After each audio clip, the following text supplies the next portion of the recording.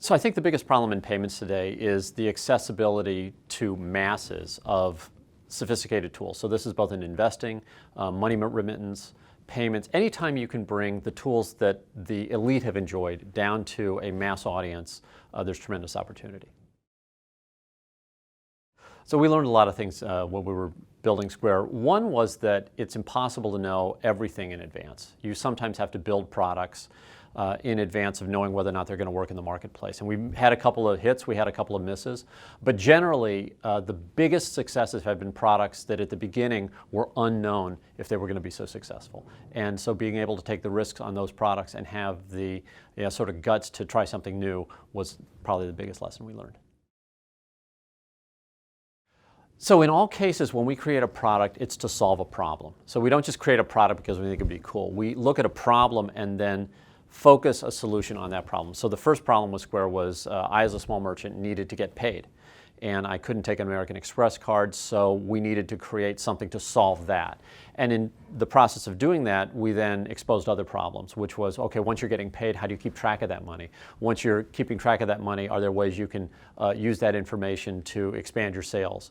As sales start to expand, then you need working capital. So are there ways that we can take all that information and use it to provide working capital? So in each case, you start by identifying a real problem and then focus resources towards solving it. So the companies that most excite me right now are dealing with the bottom part of the pyramid. They're the people who have traditionally not participated in the system. So Square has some new products that are addressing new areas that are currently been outside of the financial system. I'm also extremely excited about Money on Mobile, which is enabling payments in electronic format for hundreds of millions of people in India. And there's a whole rash of fintech startups that are generally doing the same thing, which is bringing sophisticated tools down to people who had never before had access to them.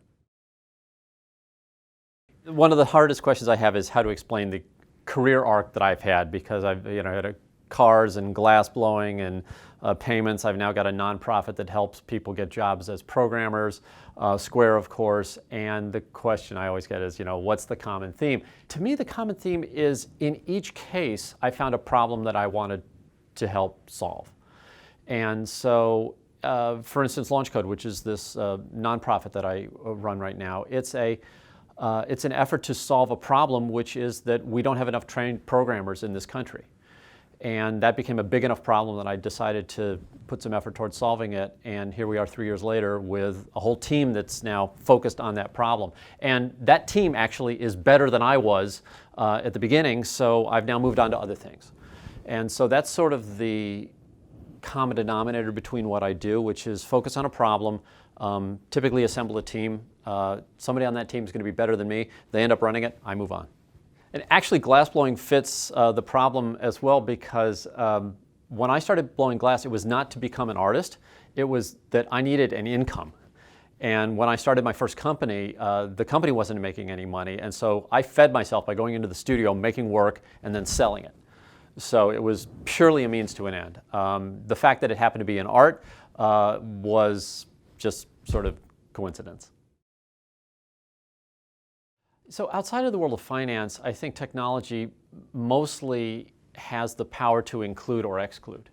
And we've seen a trend recently where, because we're able to select our media, it's excluding people. So we used to have a situation where everybody was getting their information from the same broadcast sources. And in that case, people tended to have at least the same data sets to work with. And you got people that, even if they disagreed fundamentally, at least had the same data. Now, with technology, we can select only news outlets that cater to our personal biases, and this is separating people. And I think that's one of the downfalls of technology. But I also think that technology gives us tools to solve these problems. So Twitter and Facebook and the things that allow us to distribute and communicate and share information and to expose information from sources that we would never have access to before is sort of a counterbalance to this. But it's still an open fight.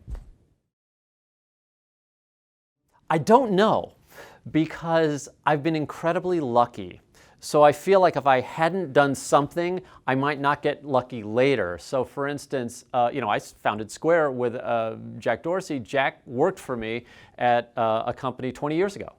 Would I change that company? Yeah, it wasn't as successful as it could have been, but then might not have had to hire Jack, and we might not have Square all these many years later. Square's made some mistakes. Would I change those? Well, overall Square's done very well. So I think that even the fact that we made some mistakes along the way, that's just part of the journey. So if I had to do it again, actually if I had to do it again, I don't know if I could. The thing about being lucky is you never know if it's luck. Sometimes it feels like hard work. If you're working hard and you get lucky, it feels like, oh, you're just really working hard. So I'm a pretty hard worker, but I've also been really lucky. I've really never had a mentor, per se. I look up to my father, but my father was an academic. So of the people that I've respected, they're artists, they're philosophers, they're mathematicians, and none of them have been a business mentor. So the best business advice that I've gotten is that's impossible. And this is usually told to me when I'm starting some new venture and I go out trying to seek some expert and they say, oh, you can't do that. So when we started Square, I heard from a bunch of financial experts that there was no way we could have an underwriting model that would include all these people who were formerly excluded. When we started Third Degree, the glass studio that I run, it was named Third Degree because I got literally the third degree from my banker because she thought it was so insane to build an art studio in this bad part of town in an old gas station. So I wouldn't call it necessarily advice, but certainly it's inspirational for me to have somebody say that can't be done, because then I want to go do it.